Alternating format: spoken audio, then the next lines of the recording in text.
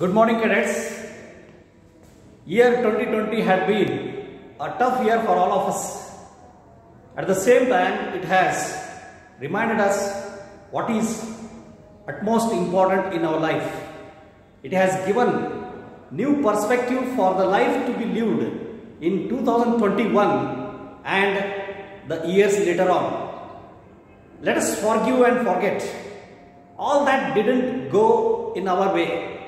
Let us welcome the new year 2021 with new hope, aspirations, love, health, happiness and prosperity. Wish you and your family a very happy and prosperous new year 2021. Now, let us come back to our class. So, it's a new year with new josh. Let us go ahead with the topics. Okay. Now, in the previous session, we discussed about the displacement, velocity and acceleration of a particle undergoing simple harmonic motion. And still it is there here if you look at it. Displacement of a particle undergoing simple harmonic motion is given by a cos omega t plus phi, and when we differentiate it with respect to time once dx by dt, we get velocity or speed minus omega a sin omega t plus phi, second equation. And again if you differentiate second time, we get acceleration. Acceleration is equal to rate of change of velocity.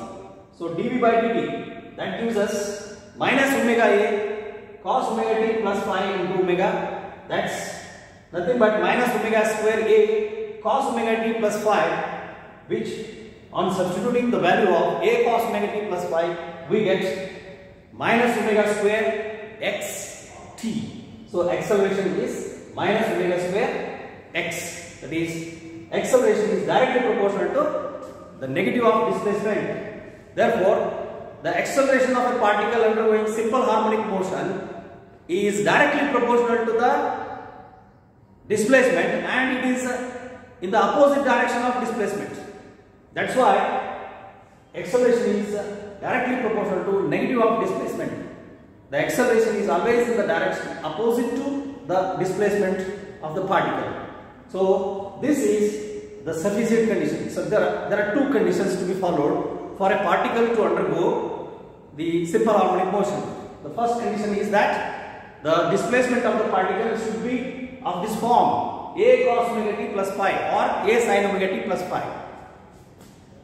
And the important thing to be concluded here is sufficient condition, that is acceleration should be negative of displacement. Okay, with this let us solve a problem and we will come to know what is the meaning of the displacement, velocity or speed and acceleration with the help of a numerical problem.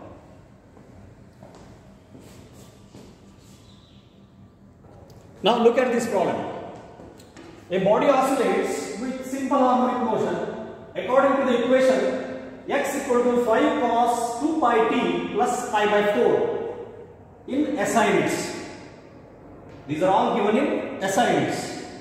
At time t equal to 1.5 seconds, calculate displacement, speed and acceleration of the particle undergoing simple harmonic motion. Now, look at the given equation. This equation should be compared with the standard equation of displacement of particle undergoing simple harmonic motion.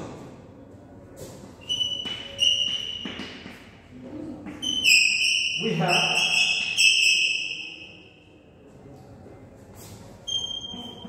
xt equal to a cos omega t plus phi.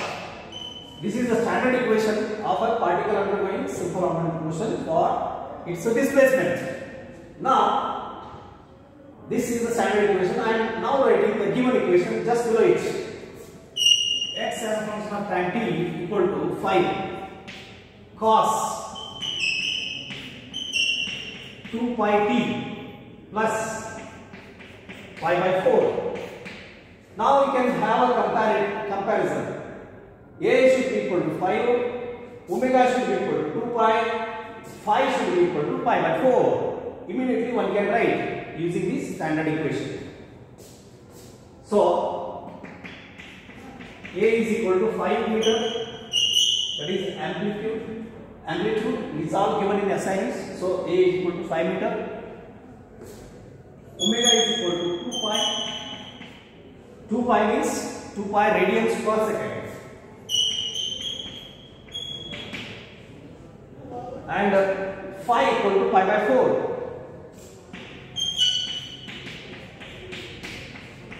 This is evident from the given equation. Now once you get omega equal to 2 pi radians per second, we can find out what is its time period also. We have omega equal to 2 pi by t. This implies t is equal to 2 pi by omega. So if you just substitute omega equal to 2 pi, we get therefore time period t equal to 1 second. Okay. Now you are asked to calculate displacement. So displacement at 1.5 seconds.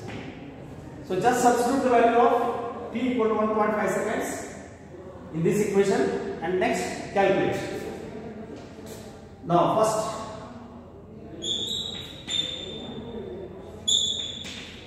displacement x at 1.5 seconds equal to 5 cos 2 pi into t is 1.5 plus pi by 4. 1.5 into 2 becomes 3. Therefore it becomes 5 cos 3 pi plus pi by 4. So 3 pi means 180, 180, 360, 360 plus 180, that is 540. So that's nothing but 180 degrees itself. So 180 plus pi by 4, that gives you the cos in third quadrant, which is negative. So this is as good as cos pi plus pi by 4, 180 plus 45. So that becomes cos 45 in the negative side minus cos 45. So therefore it becomes minus 5 times cos 45 is 1 by root 2. 1 by root 2. Now you should remember, as you know, 1 by 2 is 0.5. You must remember what is 1 by root 2. It is easy to remember. 707. 0.707. Remember this. 1 by root 2 is 0.707. 70.7%. Therefore it becomes minus 5 into 0.707. So if you multiply this comes out to be 3.5. So it becomes, therefore displacement at 1.5 seconds is equal to minus 3.535 meters. 3.535 meters. Now let us calculate what is the speed. And you know, speed is the differentiation of displacement. Differentiation of displacement gives us speed, right? So let us take this equation and differentiate this so that we will get the speed. Speed b equal to dx by dt. So differentiating x. Therefore b equal to differentiating x. Look at this. This is the equation. D by dt of 5 cos 2 pi t plus pi by 4. So differentiate this. So with respect to time t, so it becomes minus 2 pi into 5, cos becomes sine. Sine 2 pi t plus pi by 4. So this becomes speed. Now speed at 1.5 seconds. Speed Speed at 1.5 seconds. V at 1.5 seconds. Just substitute the value of t equal to 1.5, you will get 3 pi t. So minus 2 pi into 5. Minus 2 pi into 5 becomes 10. Minus 10 pi into sin 3 pi plus pi by 4. You can see here, this is also pi 180, 2 pi 360, and again 3 pi, again it is 540. 540 is as good as 180. So sin 180 plus pi by 4. Again it is in the third quadrant. So in the third quadrant again sin is negative. Therefore it becomes minus of 10 pi sin 45 with negative sign 1 by root 2. Minus of minus becomes plus. Minus of minus becomes plus. Thus it is 10 pi into, as I say, you must remember 1 by root 2. 1 by root 2 is 0.707. Now you take this pi as 22 by 7. So if you take pi as 22 by 7, we can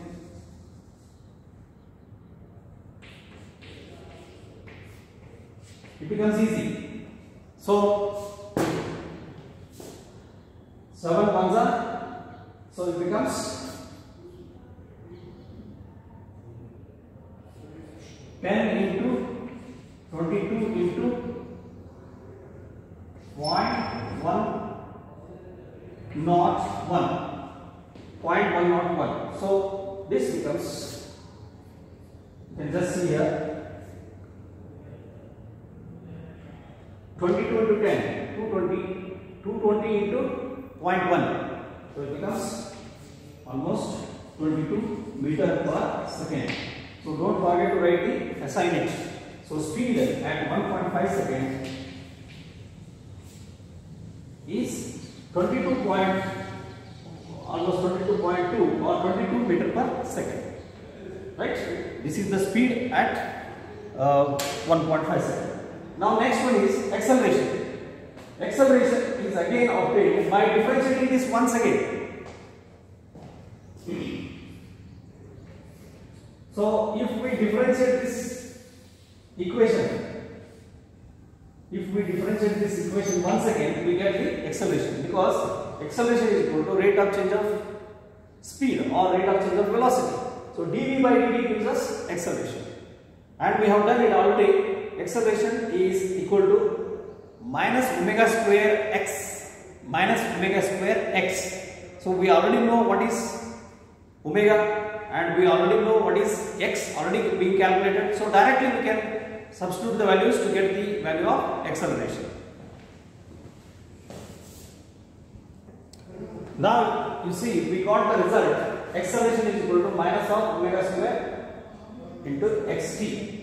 So substitute these values. Therefore acceleration at 1.5 seconds should be equal to minus omega square x at 1.5 seconds. We have already calculated x at 1.5 seconds, that is displacement at 1.5 seconds. So it becomes, and omega is already given, it is 2 pi. Therefore minus of 4, I will write one step here, 2 pi square, 2 pi whole square into 3 point with negative sign 3.535. This result already we got it. That is the first one, the displacement at 1.5 seconds. Just simplify this. So minus of minus becomes plus. Therefore acceleration at 1.5 seconds becomes positive 4 pi square. 4 into pi square. So pi square I will write 22 by 7 into 22 by 7. So that it will be easier for calculation. Into 3.535. So if you cancel it once, 7 is 7.5 is 5, right? Now again we cancel this with 7 once again. 7 1 plus 7 49, 1 remains, 7 2s are 14. So like that, if you continue, so next you can take 7 3s, right?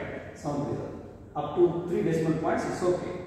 Now if you calculate this, 22 into 22 into 4 into 0.072, if you calculate, this comes out to be 140 meter per second square.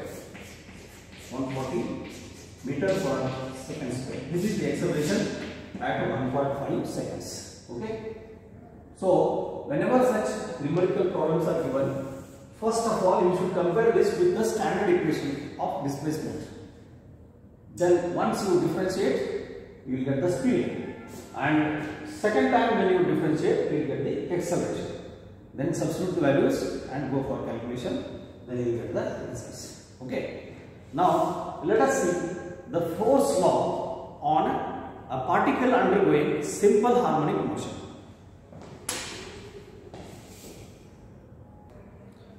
According to Newton's second law, let us learn force law for simple harmonic motion. Force law for simple harmonic motion.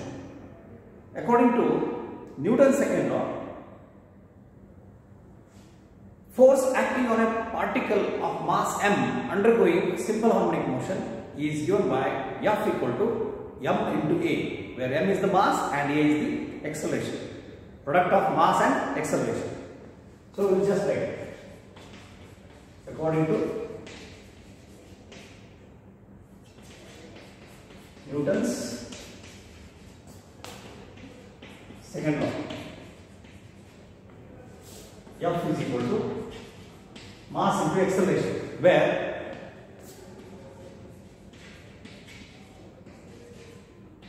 mass of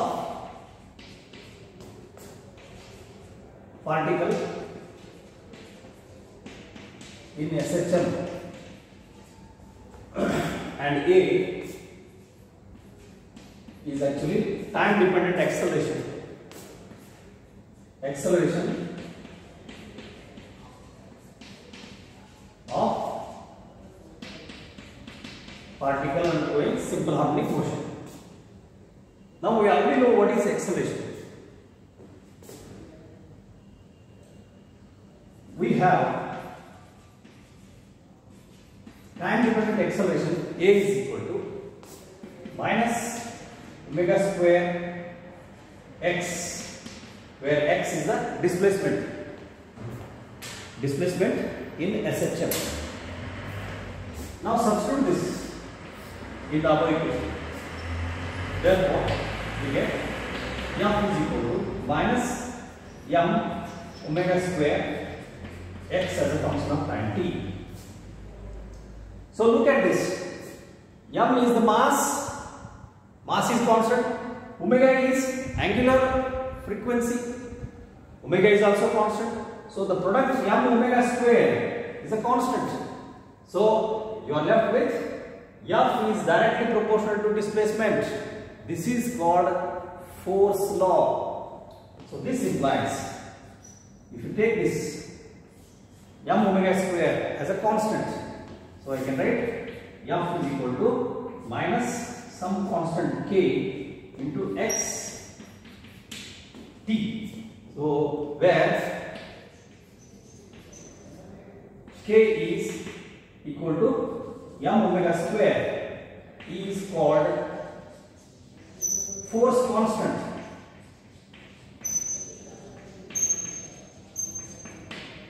Force constant of a particle in simple harmonic motion. If it is an oscillating spring on a horizontal surface, then this k becomes force constant of the oscillating spring, which is nothing but spring constant, right? So it is a force constant of a particle undergoing simple harmonic motion, which is equal to m omega square on comparison with these two equations. So since it is a constant, this can be also taken as the proportionality constant. Therefore F is directly proportional to negative of displacement. This is called force law. This is called force law of particle in simple harmonic motion. So therefore force law states that the force on a particle in SHM is directly proportional to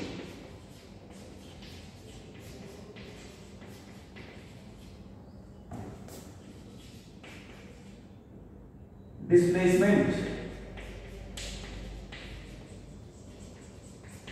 and acts in the opposite. Negative sign is important. So negative sign shows that and acts in opposite direction. Opposite direction of displacement. This is called force law of a simple harmonic motion. Force law for simple harmonic motion. Force is directly proportional to negative of the displacement. Negative sign symbolizes that force is always in the opposite direction of the displacement. Therefore, most of the times this force is termed as a restoring force. It is called as restoring force. Its tendency is to bring the oscillating body to the equilibrium position or to the mean position. That's why it is in the negative. It is directly proportional to negative of the displacement, in the opposite direction of displacement. So either you remember it as F equal to minus kx or F is directly proportional to negative of x. So where k is a force constant which is given by k equal to m omega square. So from this we can find out what is omega. What is angular frequency of a particle in simple harmonic motion? A particle in simple harmonic motion. So as we discussed in the previous video, the sufficient condition for a simple harmonic motion is acceleration should be directly proportional to negative of displacement. Negative of displacement. So if acceleration is multiplied by mass, we get force. So force should be directly proportional to negative of the displacement. Therefore, this force law is also a very important condition to prove that a particle undergoes simple harmonic motion. So when you differentiate displacement, you get speed. When you differentiate speed, you get acceleration. And when you multiply acceleration with mass, we get force. Force acting on the simple harmonic motion. Force law for the simple harmonic motion. If you go reverse, if you integrate acceleration, you will get speed. If you integrate speed, you will get displacement. So in the reverse order. So when you differentiate 2 times the displacement, you will get the acceleration. When you integrate acceleration 2 times, you will get the displacement. Therefore, the condition for a particle in a simple harmonic motion are 2. There are 2 conditions. One is the displacement equation x is equal to a cos omega t plus phi. Second one is acceleration a is equal to minus of omega square x. So using this force law, we get force is equal to m omega square x or force is equal to minus kx. Now let us calculate angular frequency. Now calculation of angular frequency from this force constant k equal to m omega square. K equal to m omega square implies that omega square is equal to k by m. Omega square is equal to k by m. Therefore, omega is equal to square root of k by m, where k is the spring constant or k is the force constant in general and m is the mass of a particle undergoing simple harmonic motion. Now we also know that omega is also equal to 2 pi mu, where 2 pi mu, where mu is the frequency. Therefore, Just underline this. This is the angular frequency. We have calculated here. And then we will calculate the time period. Before that, what is frequency? 2 pi nu is equal to square root of k by m. So from this I can write what is nu. Therefore, frequency, number of oscillations per second, is equal to 1 by 2 pi into square root of k by m. So this gives us frequency of oscillating SHM.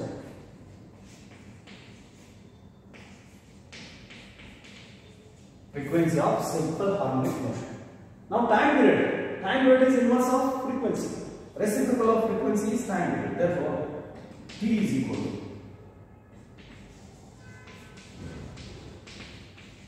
time period T equal to 1 by mu. So just take the reciprocal of this. Therefore, T is equal to 2 pi into square root of m by k. So this is called the time period. So time period is 2 pi into square root of m by k, reciprocal of this. So once we get this force law for a simple harmonic motion, once it is valid, then directly one can use this equation for angular frequency. One can use this equation for time period of oscillation in seconds. Okay, and inverse of this gives us frequency, number of oscillations per second. Okay. Now in the next session we will see the particles which are undergoing simple harmonic motions, examples of simple harmonic motion, especially a spring attached with a load, spring attached with a mass oscillating on a horizontal surface. We will study that as a linear oscillator along a horizontal surface. Okay. Thank you. Have a nice day. Bye.